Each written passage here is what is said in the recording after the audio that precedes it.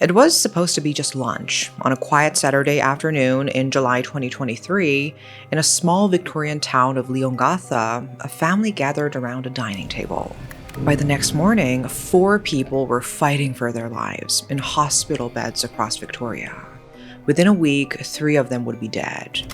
What happened in that modest home would become one of Australia's most disturbing criminal cases, a story of trust portrayed in the most intimate of settings, where the line between accident and intention would be fiercely contested in court.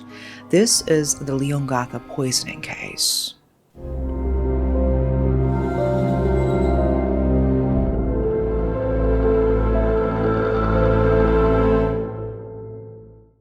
A family gathered for lunch. Nothing fancy, just a peaceful Saturday afternoon meal in a small Australian town. But July 29th, 2023 didn't end the way anyone expected. In the town of Leongatha, Victoria, 50-year-old Erin Patterson was in her kitchen, preparing an elaborate family lunch. On the menu, beef Wellington, with its golden pastry, rich meat, and glossy brown sauce. The kind of meal that would bring a family back together. But hidden inside those layers was something invisible and deadly, Amanita phalloides, the death cap mushroom. One of the most toxic mushrooms in the world. Even a small amount can destroy a liver beyond repair. Around her dining table sat people who trusted her, Dawn and Gail Patterson, both 70, her estranged husband's parents. Gail's sister Heather Wilkinson, 66, and her husband Ian, 68. They were family, people who had shared hundreds of meals together over the years. Erin's estranged husband, Simon, was invited but didn't show. Her children, she later said, were at the movies. The lunch seemed ordinary enough. Conversation, laughter, maybe even hope that old wounds could start to heal. But within hours, everything changed. By the next morning, all 4 guests were fighting for their lives, rushed to different hospitals across Victoria, each showing signs of acute liver failure. Doctors initially thought severe food poisoning, maybe gastroenteritis, but the symptoms didn't fit, and the patients weren't improving. They were getting worse. And tests confirmed everyone's worst fear: mushroom poisoning, the kind that medicine rarely saves. Doctors worked through the night, but the damage was already too deep. Dawn Patterson received a liver transplant, but even that couldn't undo what had been done. In a small town where everyone knew everyone, whispers started spreading. How could this happen, and why? By August 4th, Gail Patterson and Heather Wilkinson had passed away in the hospital. The next day, Dawn Patterson died despite desperate efforts to save him. Only Ian Wilkinson survived, though the weeks that followed were harrowing. He spent over 7 weeks in hospital, including 3 weeks in intensive care at Austin Hospital in Melbourne. He was finally discharged on September 23rd, 2023, but the shadow of that day never left him. During this unfolding horror, Erin herself showed up at Leongatha Hospital, complaining of stomach pain and diarrhea, the same symptoms her guests had suffered. But she repeatedly refused admission. On August 1st, just days after the lunch, she left against medical advice. Her actions puzzled doctors and raised more questions than answers. Victoria Police launched a full investigation. What began as confusion soon took a darker turn, and suspicions pointed clearly toward Erin. Not a victim of circumstance, but a possible perpetrator. Erin told multiple conflicting stories. She initially denied owning a dehydrator. When police recovered it, it had her fingerprints and contained remnants of death cap mushrooms. CCTV footage captured her dumping it. She admitted buying the dehydrator, but denied knowing death cap mushrooms had been in it when she disposed of it at the Coonawarra transfer station on August 2nd, 2023, just as her guest lay dying in hospital. In statements to police, Erin admitted buying dried mushrooms from an Asian supermarket months earlier. She insisted she never meant to harm anyone. But when health authorities urgently tried to trace the source, she couldn't identify the store. Even more troubling were the digital traces. Searches on her devices showed detailed research on death cap mushrooms, how to identify and prepare them. Information no ordinary cook would look up. Witnesses described small, unusual behaviors during the lunch. She would use different colored plates, separating her own food from her guests. Ian Wilkinson testified that the 4 guests ate from large gray plates, while Erin ate from an orangey tan plate. A quiet, almost imperceptible act that now suggested careful planning. She factory reset her phone multiple times in August 2023, later testifying that, "I knew that there were photos in there of mushrooms and the dehydrator, and I just panicked and I didn't want detectives to see them." Through it all, Erin maintained her innocence. She said panic, fear, and worry about being blamed explained her odd behavior and inconsistent statements. Meanwhile, Leongatha struggled to process what had happened. 3 beloved elders were gone. 1 survived, but forever scarred. And the betrayal had occurred in the most intimate of settings, around a table that should have been safe. What the public didn't know during the trial was that this wasn't the first time someone had become mysteriously ill after eating food Erin had prepared. Evidence suppressed during the trial but unsealed afterward revealed a chilling pattern. Her husband Simon Patterson had been hospitalized 3 separate times between November 2021 and September 2022 after eating meals Erin had cooked. In November 2021, Simon fell critically ill after eating pasta bolognese Erin had prepared. He was hospitalized and deteriorated so rapidly that doctors told Erin, who, as his wife, had medical decision-making authority, that he would likely die even with emergency surgery. He fell into a coma and required part of his bowel to be surgically removed. He spent 24 days in hospital. In September 2022, during a walk together, Erin brought Simon a pre-made vegetable wrap. She ate the same ingredients, but without the pita bread wrap. Within minutes of eating it, Simon began feeling sick. By the time the ambulance arrived, he was slurring his words and progressively losing muscle function. By the end of the journey, all I could move was my neck, my tongue, and lips, and I could see. He later testified in sealed proceedings. A medical expert's report commissioned for the trial stated that Simon's symptoms across these incidents were consistent with the ingestion of barium carbonate, an ingredient in rat poison. Doctors were never able to definitively determine the cause of his illnesses at the time. This evidence was kept from the jury during Erin's murder trial for the lunch poisonings, but it painted a disturbing picture. If the prosecution's theory was correct, Erin had been attempting to kill her husband for nearly 2 years before that fateful family lunch. By November 2nd, 2023, Victoria police formally charged Erin Patterson with 3 counts of murder and multiple counts of attempted murder. Charges connected to her husband Simon Patterson were later dropped. This was no longer about accident or misfortune. This was deliberate. To understand how this happened and why, we will have to first look into who she was. Born Erin Trudy Scudder on September 30th, 1974, she grew up in the Melbourne suburb of Glen Waverley with her sister Cainwen. Her father, Aiton Scudder, worked in government service, and her mother, Dr. Heather Scudder, was a respected literature lecturer at Monash University and an expert in children's literature. Erin was known for intelligence and discipline. She worked as an accountant and, at times, as an air traffic controller, but she remained reserved, emotionally guarded, often keeping to herself. In her testimony, Erin revealed she had struggled with body image and eating disorders since childhood. "When I was a kid, Mom would weigh us every week to make sure we weren't putting on too much weight," she told the court. She engaged in binge eating and purging from her 20s onward, though she said no one knew. In 2004, while working in animal management for the RSPCA at Monash City Council, she met Simon Patterson, an engineer at the same council. They began dating, and in July 2006, she inherited approximately $2 million from her grandmother's estate, paid out over 8 years beginning in 2007.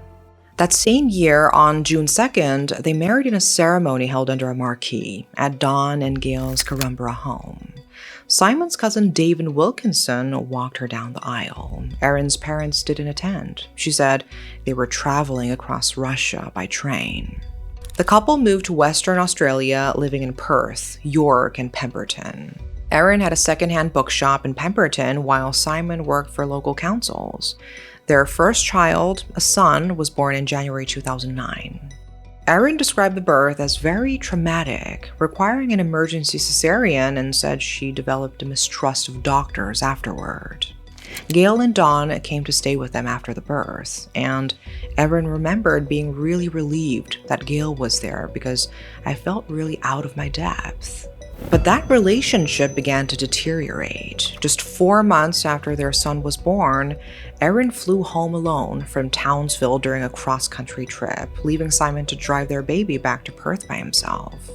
It would be the first of many separations. The couple underwent marriage counseling, reconciled, and had a second child, a daughter, in 2014. That same year, they purchased a home in Corumba to be closer to Simon's family. But by late 2015, after multiple separations and reconciliations, they separated permanently, reaching a financial settlement. When asked about the split, Erin said the key issue was communication. "We just couldn't communicate well when we disagreed about something," she told the jury. Despite the separation, they remained on seemingly friendly terms, sharing custody of their 2 children and even going on family holidays together to places like South Africa, Botswana, Darwin, New Zealand, and South Australia. Erin's father had died from cancer around 2011, and in 2019, her mother also died from cancer. Erin and her sister Kainwen inherited their parents' estate, which included a $900,000 beachfront retirement home in Eden, New South Wales. Erin's share allowed her to provide interest-free loans to Simon's 3 siblings, including a $300,000 loan to his brother Matt to build a house. She owned multiple properties, including her Leongatha home and a villa in Mount Waverley. The couple's relationship took a sharp turn in 2022 when Erin discovered Simon had listed himself as separated on his tax return for the first time. Whether it was an accountant's error or deliberate, the change meant Erin became ineligible for government child support payments. Their previously amicable communication deteriorated. Erin escalated the issue to Dawn and Gail, hoping they would encourage Simon to change his behavior regarding school fees and medical bills. But Dawn and Gail took Simon's side. In December 2022, Erin sent messages to friends in an online true crime Facebook group, where she was known as the group's Super Sleuth, complaining about her deadbeat partner and his lost cause family. She posted about Dawn messaging her to say he and Gail didn't want to get involved in financial matters, adding what prosecutors claimed was an eye-rolling emoji.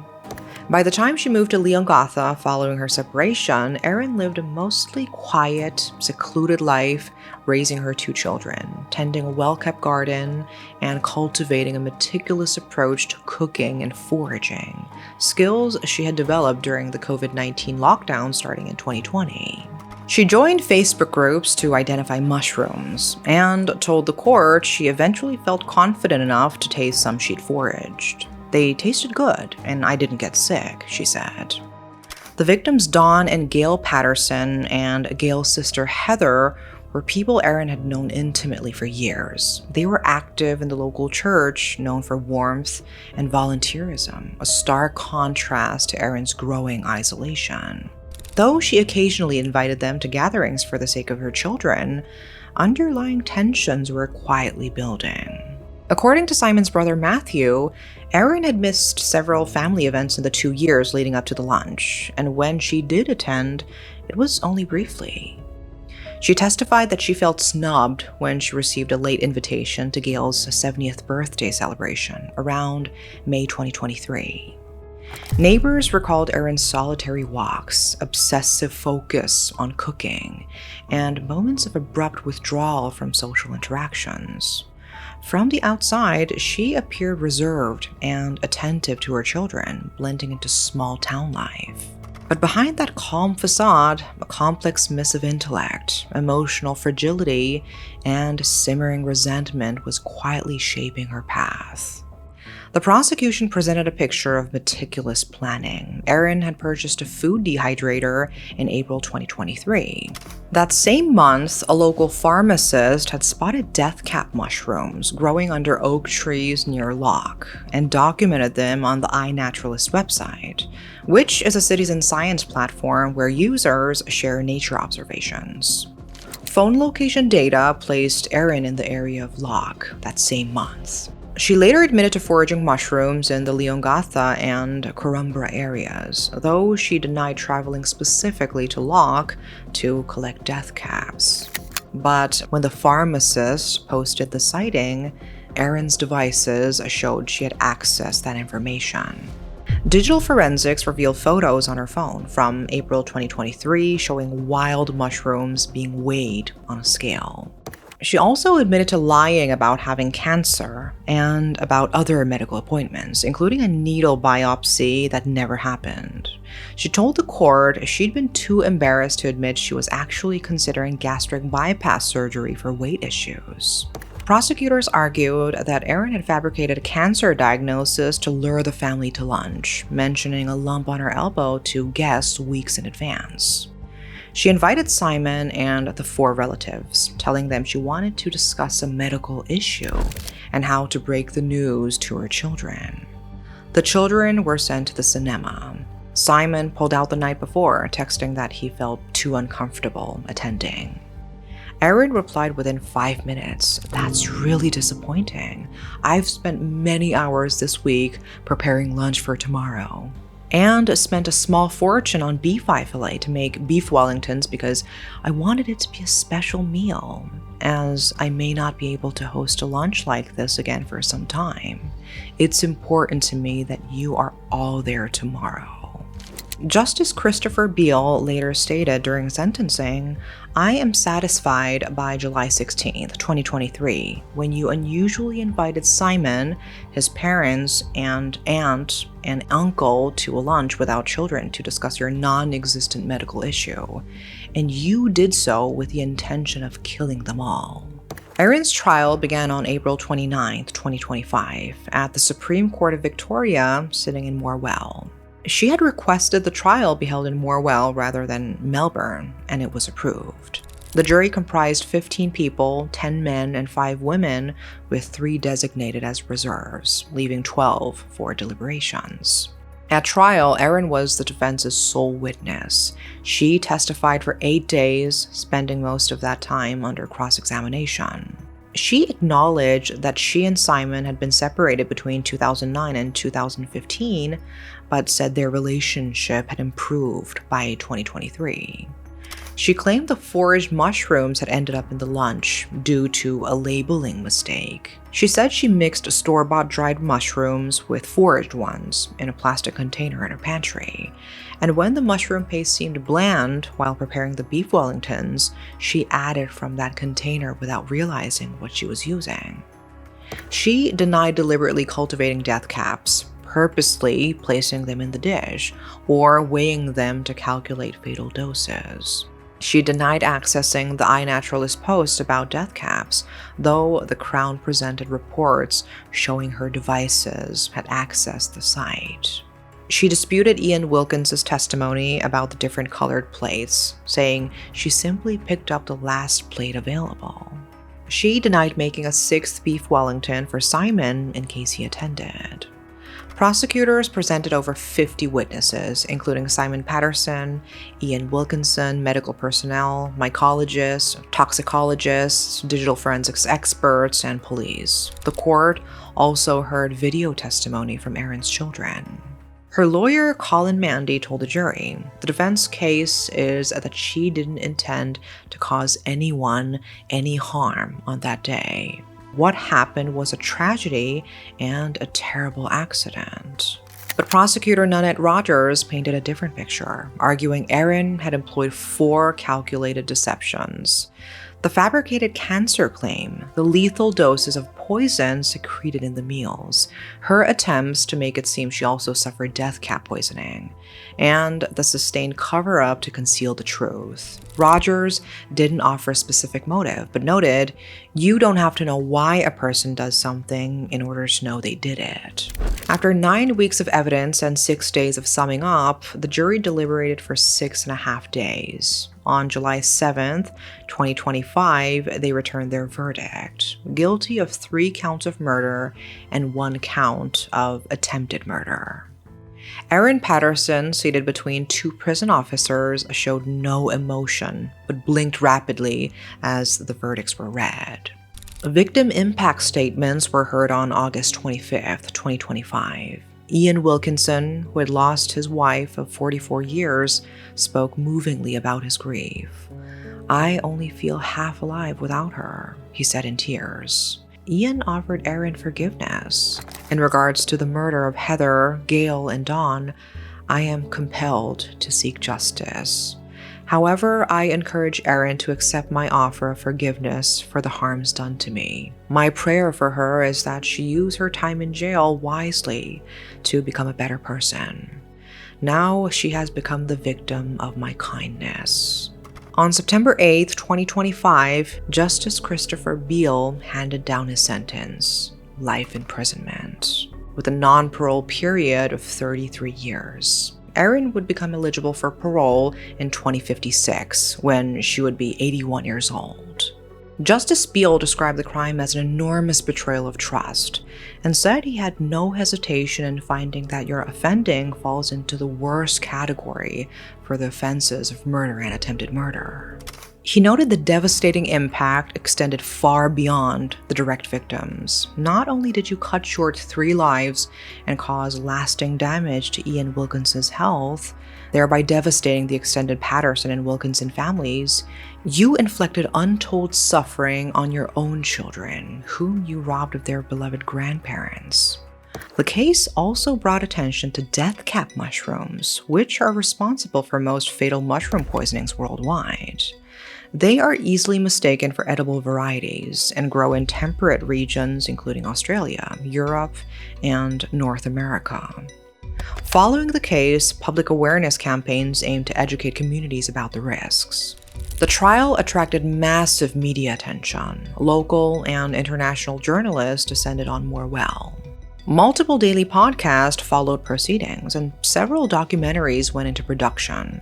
ABC confirmed it was developing a true crime drama series called Toxic, produced by Tony Ayers and written by Elise McCready. On October 2nd, 2025, Erin's barrister announced she would appeal the guilty verdicts. But 4 days later, on October 6, the Victorian Director of Public Prosecutions also appealed. Both sides, it seemed, believed justice hadn't been fully served. Erin Patterson now serves her sentence at the Dame Phyllis Frost Centre in Western Melbourne, largely isolated for her own safety, with limited contact with other prisoners. She will likely remain in solitary confinement for years to come. This case leaves us a lesson. Trust is fragile, and darkness can hide behind ordinary moments, even in a family lunch around a table that should have been safe. It reminds us to pay attention to the subtle signs in our families, to the shadows in our communities, and to the stories we might not want to see. That is all for today. Thank you for watching.